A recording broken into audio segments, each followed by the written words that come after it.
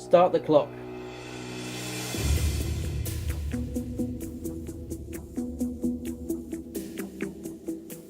Hello and welcome to the Geek's Handbag. Well, there I was enjoying a nice drink on the Orient Express when who should turn up but this fellow. Anyway, here is my review of Doctor Who, Series 8, Episode 8, Mummy on the Orient Express.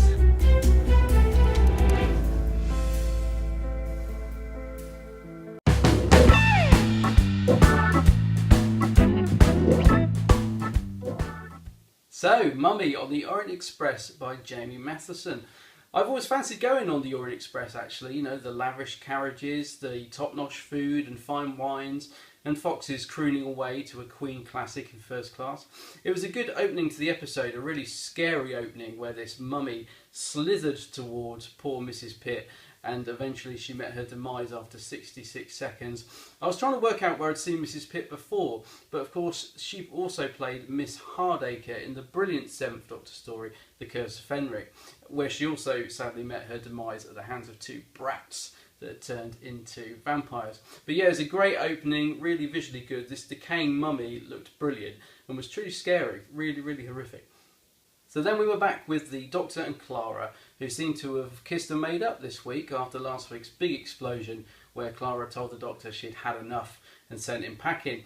This was slightly jarring really because all the tension seemed to have gone between them. I don't know how much time was supposed to have passed between last week and now, but it didn't seem to fit very well with that brilliant ending that we got last week. But I guess they were on one last adventure together, one last hurrah as the Doctor put it, which was good. So yeah, they arrive on the Orient Express, which turns out to be in space, to discover that people are dying and the Doctor suspects that something is killing them. And I love the scene where he's talking to himself in the carriage, and like a lot of people I noticed that one of the voices he did sounded a lot like the 4th Doctor Tom Baker, which was lovely. Then we meet Frank Skinner's character, Perkins, hiding in the shadows there, which sort of suggested that he might be a sinister character to begin with. And I thought actually Frank Skinner gave a really nice performance in this. Of course, he turned out to be quite a likeable chap. So after having a chat to one of these guys on the train, the Doctor realises it's actually a mythical mummy that's killing these people. And that was a lovely scene where he pulls out that cigarette case and it actually contained jelly babies instead of cigarettes. So that was a nice touch. The lights start to flicker when the mum's about to appear, and that reminded me of some of the Matt Smith episodes where the lights flickered, and I can't remember if that was ever explained, but that's a nice tie-in if it relates to that. So when the mummy does appear, you've got 66 seconds to live, and this is a really nice concept, I thought, and brings genuine sort of suspense to the scenes. Of course, we get this clock at the bottom which counts down to 66 seconds, and this worked well at the beginning, but I don't think we needed it every time someone was getting killed because we kind of knew they had that time limit. It didn't really sort of add anything to it. In fact, if anything, it was a little bit distracting. As I say, the mummy itself looked brilliant and was truly horrific when it was on screen. Really, really good. So it's quite a claustrophobic episode, almost a bit Agatha Christie actually, and we got lots of scenes of the train swooshing through space. But when we cut to the inside of the train, the scenes are very still and static, which I didn't think gave much sort of feeling of motion. Didn't really feel like we were on a train for a lot of it. I'm not a fan of programmes where they constantly use handheld cameras, but I think we could have had a bit more of a sense that we were moving around. It felt very stilted at times.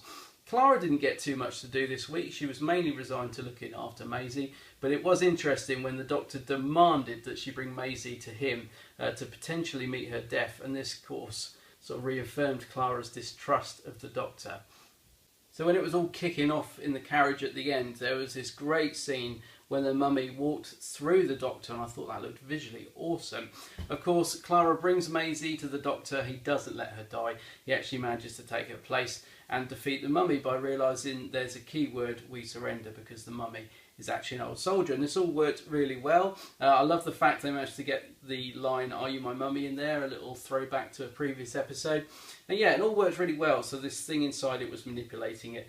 And luckily it's got a built-in transporter so they could all escape from the train before Gus, the computer that sort of kind of set this whole thing up, blows the train up. Now, we never really found out much about Gus, so I get a feeling that we might, come back to him, or that he might play a bigger part later on in the series. The scene at the end on the beach I thought looked visually beautiful, and it was a really nice little scene just between the Doctor and Clara having a little discussion and sort of mulling things over. I think Peter Capaldi was absolutely the Doctor in this episode. I mean, I've liked him all the way through this series so far, but there has been the odd little bit that hasn't quite sat right with me. But in this, he was absolutely pitch perfect. I hope he continues like this for the rest of the run. Once we were back inside the TARDIS, how lovely to see Perkins inside there. And I bet Frank Skinner was in heaven being a big Doctor Who fan. And I'm sure when he was asked by the Doctor if he wanted to stay on as a companion, I'm sure in Frank's head he wanted to scream yes. But of course the writers had different ideas. But I do think there is the possibility we might see Perkins again. The phone call between Clara and Dan at the end I thought was a bit of a misstep. I didn't really get what was going on there. I had to watch it a couple of times. I didn't like the way that Clara just suddenly decided that everything was fine, and you know, all the stuff she said before just went out the window. She was having a bit of a wobble. I thought it undone a lot of the good work that was done in last week's brilliant episode ending. But anyway, they're off on a new adventure. One thing I would just like to say is that I love the fact that this finally tied in the phone call that the Doctor got in the episode The Big Bang, Matt Smith's Doctor, where he got a call saying there was a mummy loose on the Orient Express.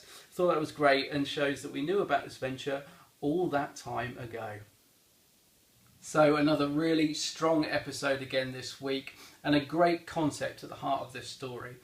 It's only slightly let down for me by the lack of conclusion from last week's episode and this inconsistency with Clara and her relationship with the Doctor, but we'll see where we go with it. Talking of the Doctor, I thought once again Peter Capaldi gives a phenomenal performance, and long may it continue. So next week's episode, Flatline, looks intriguing. I know very little about this episode, so I'm looking forward to that one. As for Mummy on the Orient Express, I'm going to give it a rating of 7 out of 10.